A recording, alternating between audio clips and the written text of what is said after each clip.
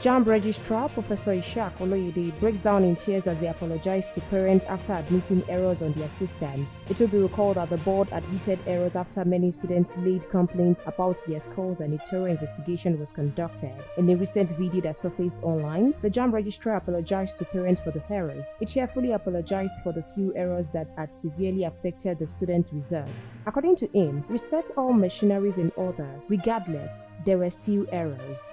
As Registrar of JAMB, I hold myself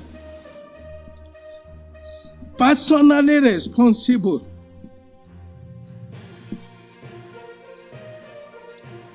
including for the negligence of the service provider and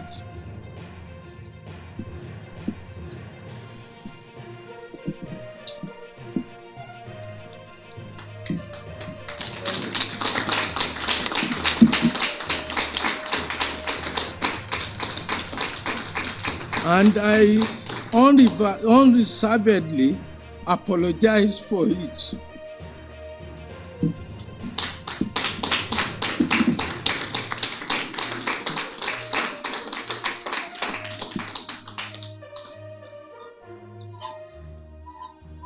And the trauma it has affected Nigerians to, directly or indirectly.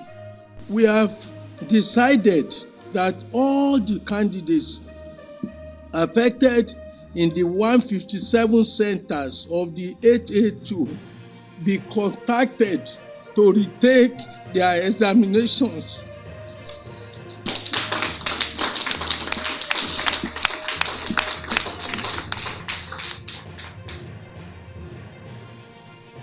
These candidates are to be contacted through text messages addressed to their registered phone number from tomorrow, their email addresses, their profiles, and phone calls by JAMB.